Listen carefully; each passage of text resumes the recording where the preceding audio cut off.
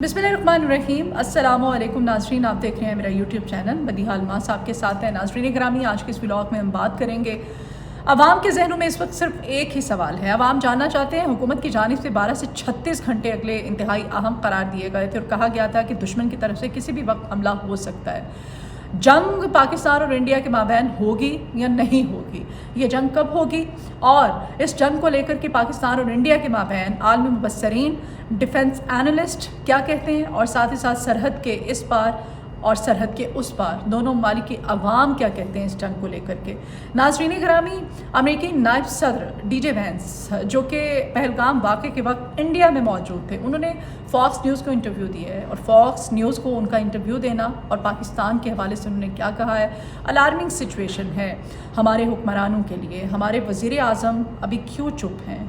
दुश्मन हमें ललकार रहा है, उसकी तरफ से अटैक करने की धमकियां दी जा रही हैं, वज़ीर आज़म क्यों खामोश हैं? और वज़ीर दिफा की जानिब से जो स्टेटमेंट दी गई थी वो स्टेटमेंट अब गले की हड्डी बन चुकी है इस हुकूमत की।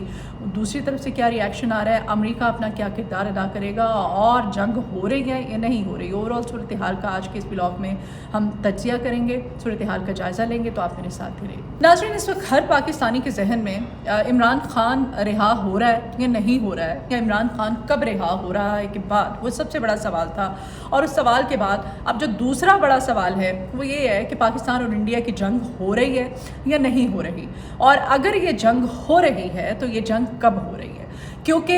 हुकूमत की जानिब से 12 से 36 घंटे इंतहाई अहम करार दिए गए थे और अवाम को बता दिया गया था बाकायदा तौर पे कि दुश्मन मुल्क की तरफ से किसी भी वक्त पाकिस्तान पर हमला किया जा सकता है। और इस हमले को रिटेलिएट करने के लिए पाकिस्तान की जो मुसल्लह अफवाज हैं तीनों, बरी, बहरी और फ़िज़ाई, उनकी जानिब से भरपूर मशक़ों का ना सिर्फ सिलसिला जारी था, भरपूर तैयारी किए हुए थी। LOC पर भी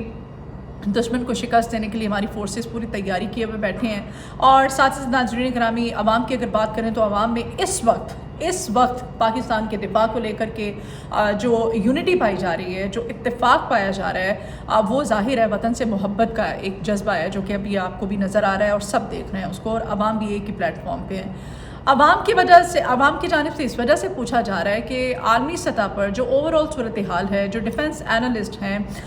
जो दीगर ख़बरें आ रही हैं, अगर सरहदों के तरफ, उस तरफ सरहद के या इस तरफ अवाम का हम रद्द-ए-अमल जानना चाहें तो वो भी जानना चाहते हैं। लेकिन कहा जा रहा है जो तज्ज़ियाकार हैं उनके अकॉर्डिंग कि ये जो जंग होनी है पाकिस्तान और इंडिया के माबैन, ये जंग होने के 98% इम्कानात हैं, यानी कि 98% कहा जा रहा है कि जंग होगी। लेकिन 2% जो है, चूँकि अमेरिका जो है उसने अपना इन्फ्लुएंस दिखाना शुरू कर दिया है, तो अमेरिका की इस एंट्री के बाद अब जो 2% चांसेस है, कहा जा रहा है कि हो सकता है सूरत हाल जो है वो जंग वाली ना हो। लेकिन माहौल जो है सरहद के दोनों तरफ वो शदीद किस्म का जंग वाला बना हुआ है। और मोदी की जो इस वक्त जनूनियत है, मोदी के सर पर जो एक जनून जंग का सवार है, वो उसको कहीं भी बैठने नहीं दे रहा है। ख़ासतौर पे जो रॉ के खुफिया दस्तावेज़ात लीक हुई थी, उन खुफिया दस्तावेज़ात में जो उनकी तफसीलात सामने आई, तो उन तफसीलात में आपने देखा होगा कि वो जंग जो है करना और ये छेड़खानी करना, फिर उसमें आज़ाद कश्मीर में के एक मखसूस हिस्से पे कब्ज़ा करना, ये तमाम तर वो सूरत हाल है। फिर पाकिस्तान में बलूचिस्तान और कोयटा के जो बॉर्डर फोर्सेस हैं उनको अंगेज करना, कोई ऐसी कार्रवाई करना जो अक्सरियत पसंद है उनको इन्वॉल्व करना, और वहाँ से हमारी जो बॉर्डर फोर्सेस हैं, हमारी सिक्योरिटी फोर्सेस हैं, उनकी तवज्जो हटा करके एक मखसूस हिस्से में मज़ीद कोई खुदा न खास्ता जाफर एक्सप्रेस जैसे कोई हमला करना या फिर कार्रवाई करना भी मोदी की एक घिनौनी साजिश है। ये वो तफसीलात हैं जो कि कल के व्लॉग में मैंने आपके सामने रखी थी, और ये रॉ के दस्तावेज़ात आपने भी देखी होंगी। इसमें तमाम पॉइंट्स में एक पॉइंट था, तो मोदी जो है वो तो साजिश चर्चा बैठा है कि भाई जंग करनी है। पहलगाम जैसा वाक़या होना, अपने लोगों को मरवा करके, अब वो जो मोदी है अपनी नाक जो है वो कटवाने से बचाने के लिए जंग करेगा, वो इस वजह से कि उसको मज़ीद अपनी आवाम की तरफ से जूते ना खाने पड़े। वो जूतों से बचने के लिए अब मोदी जो है वो करेगा, वो पाकिस्तान पर हमला करेगा। हमला इस तरह से होगा कि उसने अपनी साख तो बचानी है, उसने अपनी इज़्ज़त को बचाने के लिए वहाँ से कोई एक मिसाइल जो है वो पाकिस्तान पर फायर किया जाएगा, अटैक किया जाएगा। और ज़ाहिर है पाकिस्तान भरपूर तैयारी के साथ है, मशक़ें भी भरपूर ज़ोर शोर से जा रही हैं। हमारे अपने आर्मी चीफ जो हैं वो अपनी फोर्सेस पर जा रहे हैं, जैसे उन्होंने टिला रेंजेस का वहाँ पर विज़िट किया है, वहाँ पर जा कर के उन्होंने انہوں نے جو ہے ہیمر اسٹرائک اپنی جو ہے ان کا مظاہرہ نہ صرف کیا اور ان کے ساتھ اپنے نوجوانوں کے ساتھ ملاقات کی، ان کے عزم اور حوصلے کو داد دی، بلکہ فرنٹ فٹ پر ہیں اس وقت ہماری آرمی چیف، اور ہماری عوام جو ہے وہ اس وقت ہماری فورسز کے ساتھ ہیں، بحری فضائی فورسز، ان کی بھرپور تیاری ہے۔ تو یہ ہم نے کچھ چوڑیاں تو پہن نہیں رکھی ہیں، اگر وہاں سے ایک میزائل آئے گا تو ظاہر ہے یہاں سے بھرپور ری ایکشن جائے گا، رد عمل تو ہم دیں گے، عوام بھی تیار ہے۔ اور اس کی ایک ثبوت یہ ہے کہ ایل او سی کے جو قریب کے علاقے ہیں، جو گاؤں دیہات ہیں، وہاں پر مساجد پہ باقاعدہ طور پر ابھی سے اعلانات، 2 دن ہو گئے اعلانات ہو رہے ہیں کہ بھائی جنگ ہونے والی ہے، اور جنگ ہونے والی ہے صرف اس وجہ سے مساجد میں اعلان نہیں ہوتے کہ بھائی اپنی تیاری کر لو، اپنا بندوبست کر لو، نہیں، وہ کہتے ہیں کہ تیاری کر کے رکھو دشمن کی اینٹ سے اینٹ بجانے کے لیے۔ تو یہ اس وجہ سے، اور یہ اب جنگ ہونے کے امکانات، اب مودی کی طرف سے چھیڑخانی کی جائے گی۔ ایسی صورتحال میں امریکہ کی جانب سے جو ابھی حالیہ سٹیٹمنٹ سامنے آئی ہے، امریکی محکمہ خارجہ کے جو ترجمان ہیں ان کی جانب سے کہا گیا ہے جی کہ جو جنوبی ایشیا خطے میں اس وقت عدم استحکام ہے، اس عدم استحکام کو ختم کرنے کے لیے پاکستان اور انڈیا جو ہیں وہ آپس میں بیٹھ کے اس مسئلے کا حل نکالیں اور کوئی ایسا طریقہ اختیار کریں کہ یہاں پر زیادہ جو ہے وہ نقصان نہ ہو۔ ناظرین گرامی، اب جو چونکہ وہاں سے اٹیک کیا جائے گا تو اس اٹیک کو اس طرح سے پریٹینڈ کیا جائے گا، جو ان کا اپنا پکھنڈی اور ان کا واویلا کرتا،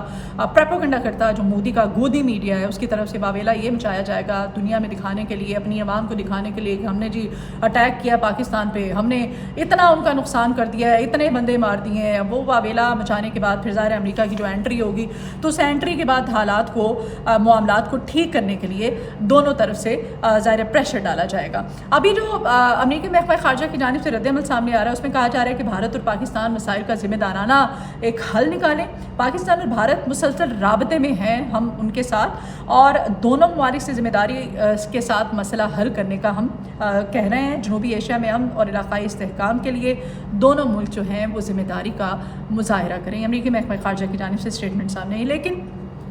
مودی سرکار اس وقت خوشیوں کے شادیانے بجا رہی ہے۔ خوشیوں کے شادیانے جو ہیں